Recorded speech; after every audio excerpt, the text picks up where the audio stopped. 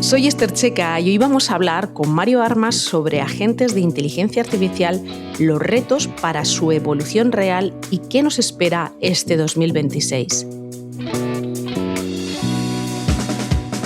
Estás escuchando Digital Talks by T2O1, un espacio que conecta la experiencia de personas brillantes con la transformación del marketing, la tecnología y la innovación. La teoría la convertimos en acción. Cada episodio es una masterclass que te ayuda a tomar decisiones. Encontrarás conocimiento práctico que marcará la diferencia entre seguir las tendencias y crearlas. Digital Talks by T2O1. Transformando conocimiento digital en resultados tangibles.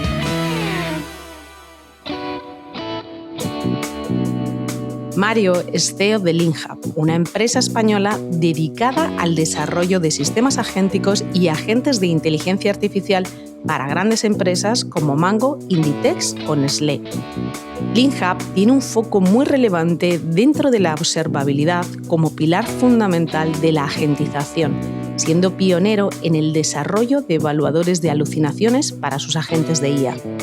También Mario, como parte de su labor profesional, es profesor en escuelas de negocio como ISDI y ESADE Business School para sus cursos de estrategia conversacional.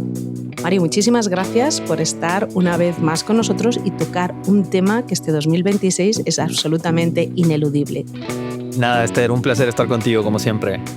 Pues fenomenal. Oye, Mario, vamos a hablar, como comentábamos en la intro, de un tema que a finales del 2025 ya empezó a coger velocidad y el 2026 pues es el tema. Es hablar principalmente de la parte de lo que es el valor que aportan los agentes de inteligencia artificial a las organizaciones, y aquí me gustaría que también nos ayudases a desagregar o a dar un mayor nivel de granularidad del concepto de agente de inteligencia artificial, porque a veces se mezclan mucho conceptos como chatbot, como agentes cognitivos, como agentes de IA. Todo ahora es un agente de IA. Y yo creo que es muy interesante para personas que están al frente de equipos de marketing, directores de marketing, responsables de marketing, el que nos contases cuál es la diferencia entre un simple chatbot, un agente conversacional y un agente de IA, por ejemplo, si hay diferencias sustanciales. Sí, de hecho suele ser un término que no se termina de entender de alguna forma, porque yo lo que veo en LinkedIn con todo el hype que hay alrededor del tema es que todo el mundo le llama agente de IA a todo, ¿no? Esto es algo que sí que lo veo. Y de hecho, la misma gente de OpenAI en uno de los últimos eventos marcó claro como el concepto y la definición de un agente de IA justamente por lo que involucra, ¿no? Es algo tan complejo y transversal, creo yo, en las organizaciones, que es importante tener claro como el concepto, ¿no? Voy a intentar como que se entienda, pero yo diría que lo principal es que un agente de IA tiene la capacidad de razonar, ¿no? Esta es la gran diferencia que ha marcado el mundo agéntico, es que los grandes modelos de lenguaje, que al final revolucionaron los últimos 4 años de automatización, porque marcaron fundacionalmente una nueva etapa en la automatización. Tú bien lo sabes, venimos de automatizar usando una tecnología llamada NLP, que tenía una capacidad bastante menor de entendimiento, ¿no? Y de hecho, los asistentes virtuales de esa época solían ser bastante tontos si no tenías un proceso muy complejo de entrenamiento y tal, ¿no? Esa barrera la cambió fundacionalmente los grandes modelos de lenguaje con la IA generativa, ¿no? Que inicialmente no tenían esa capacidad de razonar, pero ya sí que venían con capacidades mucho más potentes de entrenamiento autoaprendido, ya venían como entrenadas de casa, por así decirlo. Y con esa tecnología se hicieron todos los primeros proyectos de GenAI, ¿no? Prompting, flujitos sencillos de GenAI. Ahora, ¿qué pasa? Hace un año, justo lo he visto en septiembre del 2024, que OpenAI lanza un modelo, creo que era el 4.1 o algo así, ya no recuerdo muy bien el nombre, con capacidades de razonamiento avanzado, ¿no? Es ahí donde hay un quiebre por completo entre el término de asistente virtual o un chatbot basado en IA generativa con un agente de IA. Ahora, respondiendo a tu pregunta, ¿qué es un agente? Bueno, un agente tiene capacidad, primero, de razonar. Segundo, es capaz de entender su entorno a nivel de interacción por voz, interacción por texto, interacción por vídeo. Es capaz de entender estas interacciones es capaz además de planificar su propio trabajo y de operar de forma autónoma, ¿no? Yo diría que la forma más fácil de explicarlo a un directivo es, oye, los agentes ahora mismo son lo más parecido a un humano, ¿no? Aunque todavía queda mucho para eso, pero es lo más parecido a un humano. Un humano, cuando va a trabajar, llega, se sienta, ve cuál es su tarea y en función de su tarea dice, ok, pues entonces razona y dice, tengo que hacer esto, esto, esto y esto, ¿no? Ese es el razonamiento de la IA. Cuando usas ChatGPT en una versión de razonamiento, la IA lo primero que hace es descomponer tu query, ¿no? Tu petición. Y dice, ok, Esther quiere que haga un análisis exhaustivo de cómo el SEO va a cambiar con la IA, ta, ta, ta. Entonces, él descompone toda tu petición en función de un razonamiento porque de esa petición crea una planificación de cómo va a actuar, ¿no? Entonces, tú piensas en un humano. Ok, ya sé lo que me han pedido mi jefe hoy, ¿no? Que es hacer todo esto. Ahora, ¿cómo lo hago? Bueno, para hacerlo tengo herramientas que en el mundo agéntico son las tools, básicamente lo que antes eran las APIs, ¿no? Antes tú conectabas asistentes virtuales vía API con los sistemas legados de una empresa, el programa de fidelidad, saldos y movimientos bancarios, el estado de cuenta, eran conexiones complejas por código, vía API, donde si alguien cambiaba algo en las APIs de la empresa, se rompía el flujo a no ser que se actualizara, ¿no? Eso ha cambiado, ¿no? La forma como interactúas con herramientas ahora es completamente distinta, tiene una visión más agéntica, por así llamarlo. Entonces, un agente es capaz de tener herramientas para saber cómo resolver la petición o el objetivo. Y yo diría que lo más importante es que planifica el cómo resolverlo, ¿no? Dice, ok, pues voy a hacer primero esto, luego voy a hacer esto, luego voy a hacer esto, luego voy a revisar esto y luego voy a hacer esto. Si este proceso ha ido bien, seguiré con el sexto, ¿no? ¿Por qué? Porque cuando construyes un agente le dices que tiene que actuar de esa forma, ¿no? Entonces es capaz de planificar su trabajo, ¿no? Entonces razonar, planificar y por último reflexionar sobre si lo ha hecho bien o mal. Es capaz de revisar todo lo que lleva hasta el momento y si siente que algo no estuviera bien o algo no llega a las métricas mínimas necesarias, vuelve al paso anterior para poder hacer toda la planificación nuevamente, ¿no? Entonces, esto lo hace completamente diferente a un chatbot o a un asistente virtual como los hemos conocido. Totalmente. De hecho, una de las preguntas que te quería también hacer es, llevas más de 10 años en este proceso de conceptualización y desarrollo de chatbot, de agentes virtuales y demás. Y claro, en esa transición, porque efectivamente, como bien comentas, se ha marcado muy bien la diferencia entre lo que es un agente de inteligencia artificial y lo que podría ser un mismo chatbot impulsado por IA generativa. Y aquí me gustaría, en este tiempo, qué aprendizajes te llevas de esa etapa, de cómo ha ido evolucionando la tecnología y cómo está siendo el cambio que estamos viendo y su impacto en diseñar esta nueva forma, ¿no?, de acceder, de conversar, de procesar la información, como son los agentes de inteligencia artificial.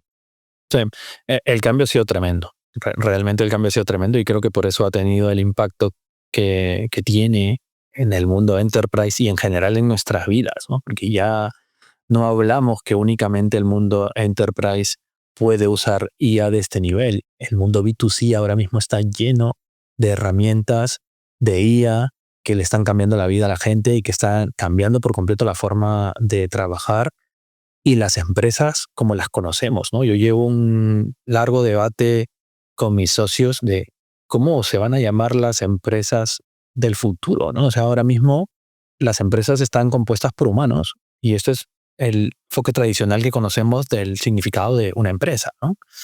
Pero ¿cómo le vamos a llamar a una empresa en donde el 60% sean agentes de IA y el 40% sean humanos, ¿no? O una empresa donde el 90% sean agentes de IA y el 10% sean humanos, ¿no? Entonces, el cambio ha sido tremendo, la verdad. Y sobre todo cuando lo has visto, cuando has estado en esa época anterior al mundo GenAI o al mundo grandes modelos de lenguaje, ¿no?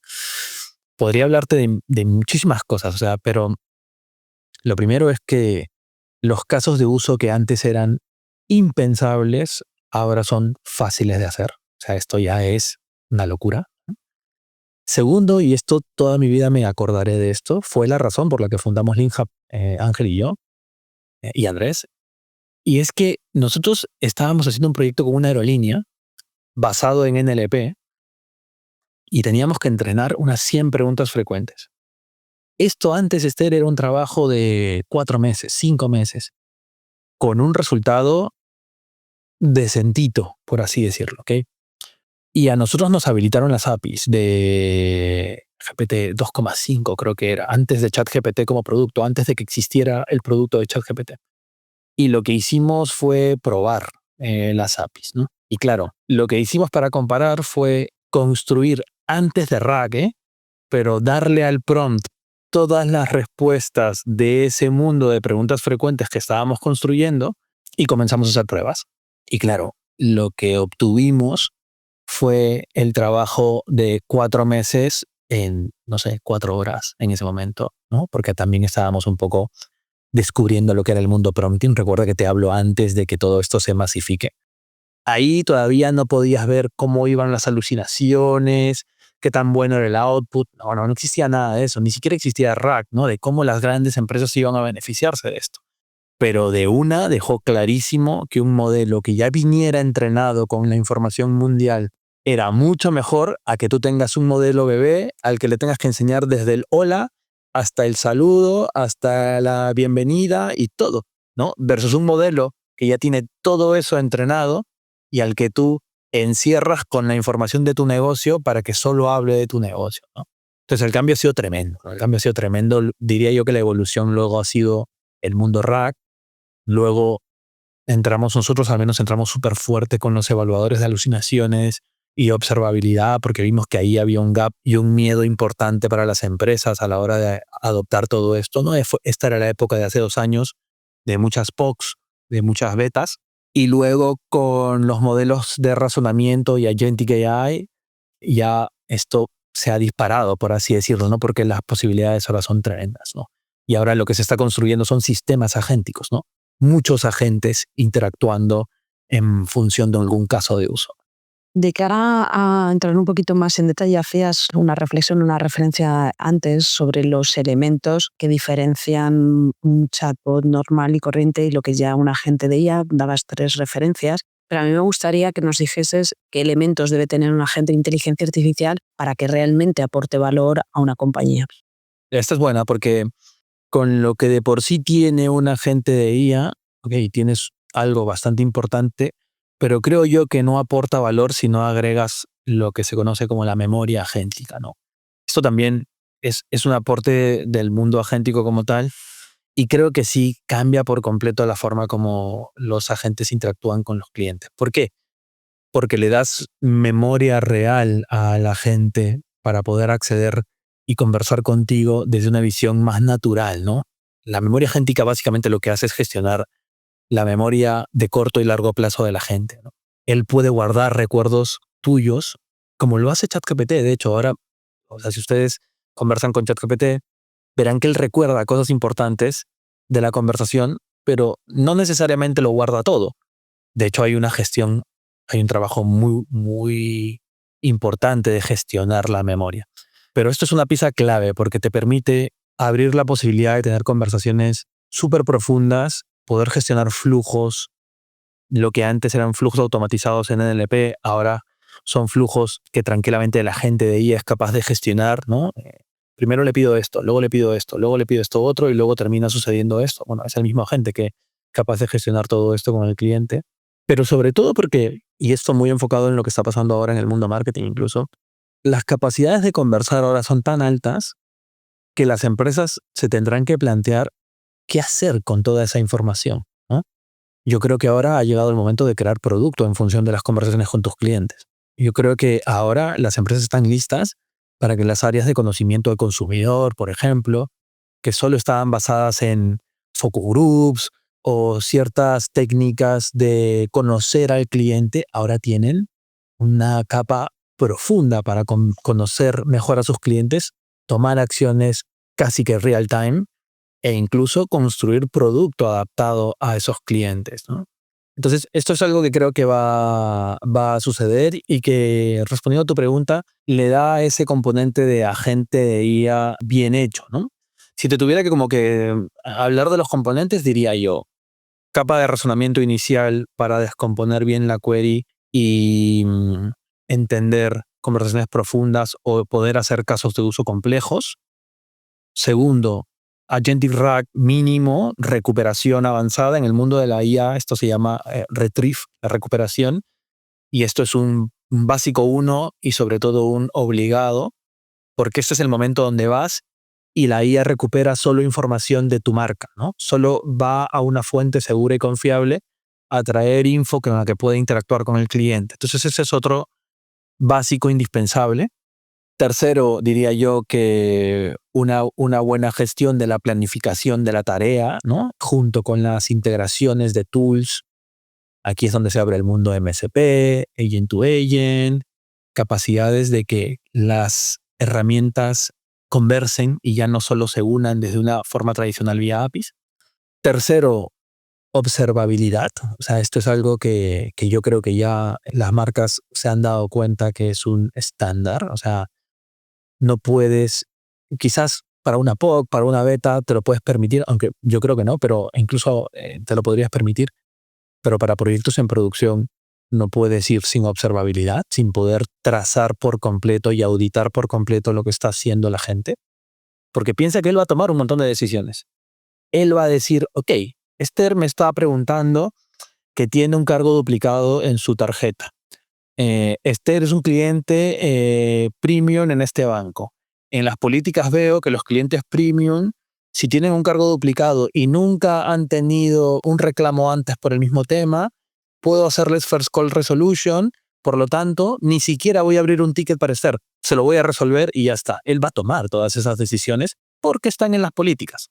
Entonces, claro, como ese nivel de autonomía existe, tú tienes que tener trazada cada tarea que él hace para que puedas luego auditarla, ¿no? Entonces, esto es como una cosa que yo creo que el 2026 es el año de esto, o sea, el año de llevar esto al modelo operativo, dejarnos de POCs y de betas y de integrar esto al modelo operativo en las organizaciones. Por lo tanto, riesgos entrará, auditoría entrará, seguridad entrará y forzarán de alguna forma a que la observabilidad sea muy auditable.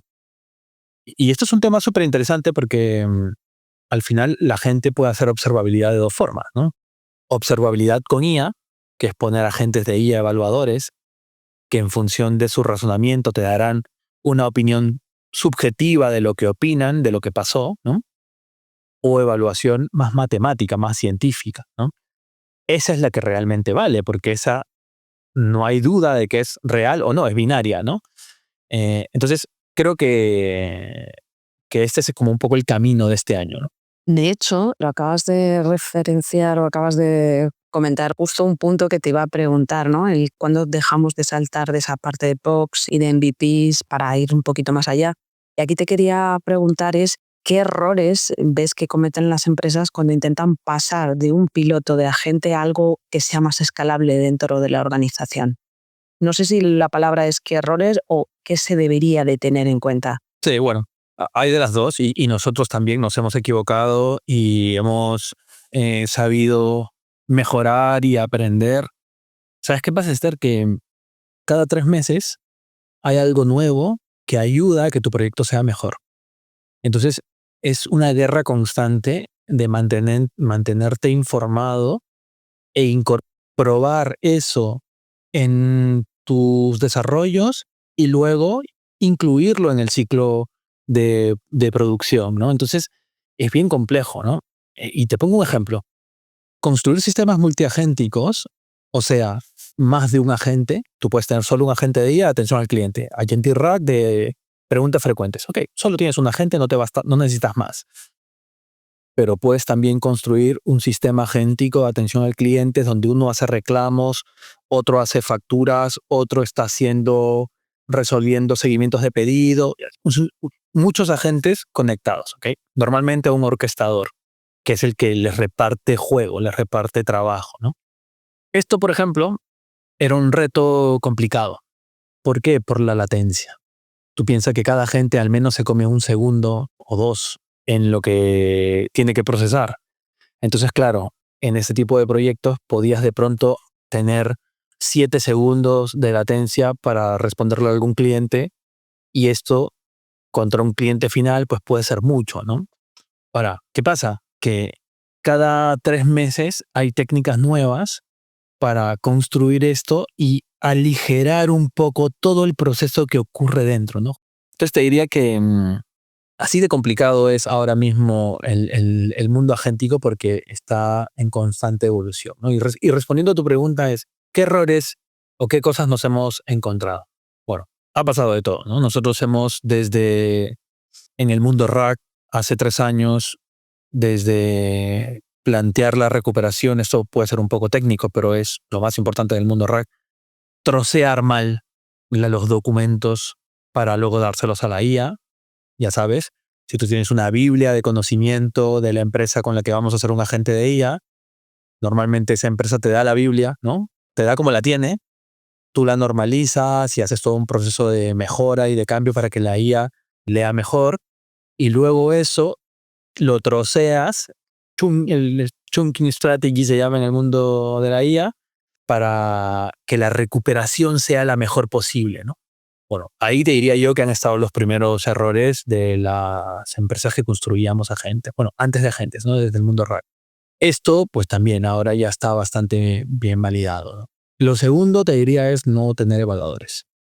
Esto es un clásico error de este tipo de proyectos. ¿Por qué? Porque no tienes forma de revisar miles de conversaciones y comparar el output con la Biblia, ¿no? Porque no hay humano que se sepa toda la Biblia de una empresa. Y no hay humano que pueda mirar tantas conversaciones y compararlas y decir, ok, esto está bien, check, esto está bien, check, porque es muy subjetivo, ¿no?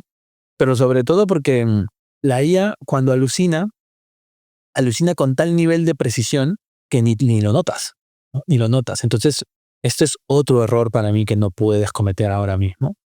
Un tercer error diría yo que es creer que todo es un agente y que alguien venga y te diga, pues Mario, yo quiero hacer seguimiento de pedido, facturas, reclamos, esto y esto. Y tú dices, ok, 7 agentes, ¿no?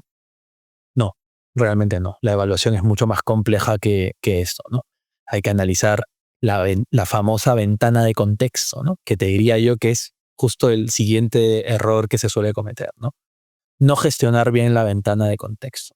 Esto es un arte. O sea, diría yo que esto es ahora mismo el perfil más solicitado en el mundo de la IA, ¿no? Alguien que entienda las profundidades de la ventana de contexto y que sepa cómo gestionarla, porque en la ventana de contexto entra todo.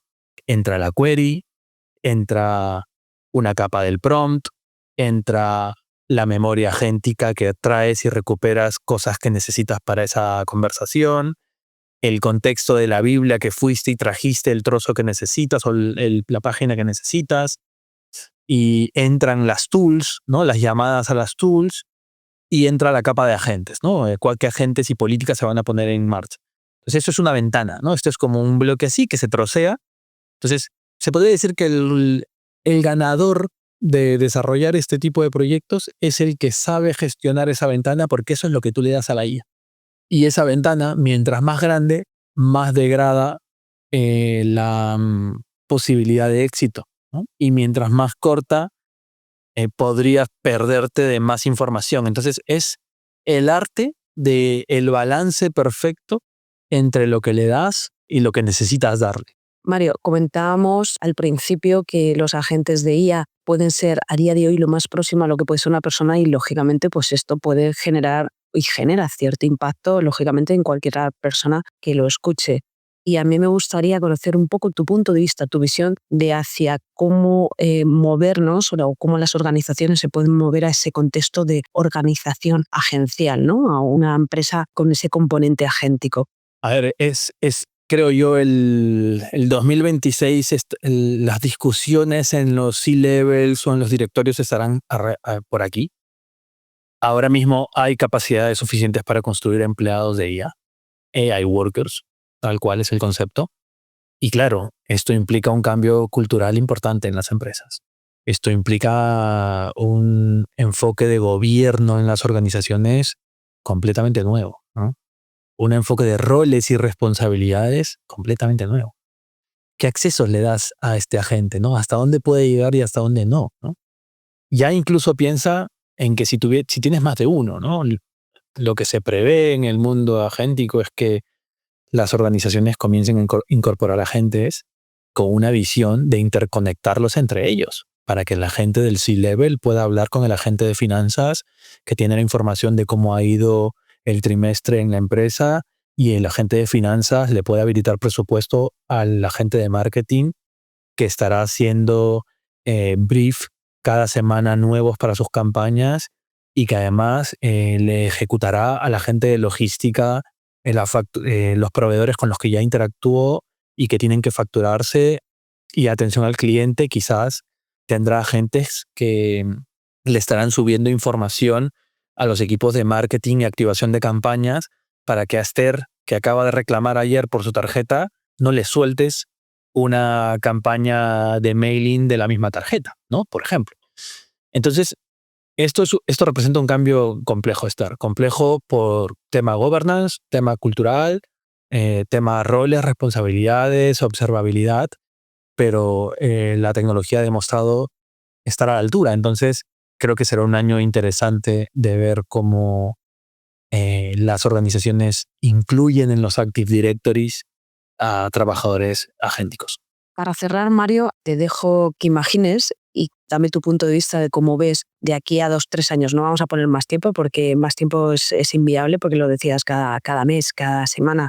Estamos viendo nuevas cosas que puedes incorporar como parte de tus desarrollos, pero ¿cómo ves de aquí a muy poquito tiempo, 2-3 años, que evolucionará este ecosistema de agentes de inteligencia artificial o el concepto de ecosistema de agentes de inteligencia artificial? A ver, yo creo que a partir de este año y el siguiente no veremos más bots tontos en el mercado. O sea, se hará una limpia de todos los bots que existían de NLP todavía, y muchísimos en contact center sobre todo. Creo que el contact center va a cambiar por completo. O sea, va a haber una refundación de los contact centers como los conocemos. Ahí hay cambios drásticos en la cantidad de personas que normalmente operaba en este tipo de canales. Luego, creo que en el mundo más B2C, nosotros tendremos acceso total, como ya lo estamos teniendo, a agentes más creados para nuestro día a día, para cosas quizás un poco más sencillas, incluso agentes autónomos. Lo habrás visto con lo que Cloud está haciendo. Bueno, pues esto está rompiendo por completo lo que hasta ahora se podía hacer, ¿no? Entonces creo que el mundo B2C también va a explotar de tal forma que se generarán negocios nuevos, ¿no? O sea, ahora el mundo B2C tiene la posibilidad de hacer muchísimo negocio con IA para pequeñas empresas, sobre todo, alrededor de la automatización, ¿no? Entonces el mercado está completamente movido, ¿no? Porque ahora alguien que no estaba en la IA, de pronto es experta usando Cloud Works o cualquier otra capacidad, y puede generar cierto negocio por ahí, ¿no? Y tercero, te diría que todo lo que tiene que ver con el mundo de Agentic AI Enterprise, ¿no? El que las empresas comiencen a pasar por estos procesos de agentización, que incluye pues todo lo que he contado antes a nivel de gobierno, de casos de uso, de interconectar agentes, la regulación también. Creo que veremos regulación mucho más estricta ahora, y en general me parece que el camino será un poco ese, ¿no? Ahora, todo mucho más seguro, ¿no? Creo que también este año será un año muy fuerte en que las auditorías y la observabilidad sea muy, muy grande para justamente desbloquear el poder transformador de la IA agéntica. Pues nada, Mario, muchísimas gracias por escucharte y por generosamente transmitir conocimiento, que creo que es muy necesario entender ahora todo esto que nos estás contando. Creo que, como bien dices, el 2026 va a ser un año que probablemente tenga un punto de inflexión con respecto a lo que veníamos ya escuchando en el 2025. Estamos en un momento bisagra, creo que estamos en un momento bisagra súper importante, ¿no? De cómo transicionamos sobre lo que hemos vivido hasta ahora y cómo entendemos la complejidad de esta, llamémoslo, oportunidad o reto, ¿no? Que son los agentes de inteligencia artificial. Y bueno, pues seguramente te tengamos que emplazar a otra nueva conversación para entrar un poquito más en detalle sobre casos de uso, que probablemente es parte del reto que tienen muchas veces las organizaciones, ¿no? Conceptualizar ese caso de uso y entender cuándo entra un agente, cómo coordinarse con una persona y de aplicar pues toda esa parte de límites y de temas de seguridad tan necesarios como estabas mencionando. Segurísimo que sí, estaré encantado, Esther, como siempre. Pues muchísimas gracias, Mario. Un abrazo. Has escuchado Digital Talks by T2O1. Gracias por acompañarnos. Puedes seguirnos en nuestras redes sociales. Nos escuchamos en el próximo episodio para seguir conectando personas brillantes con el futuro del marketing. Y recuerda, el conocimiento sin acción es solo información. Toma los aprendizajes de hoy y ponlos en práctica.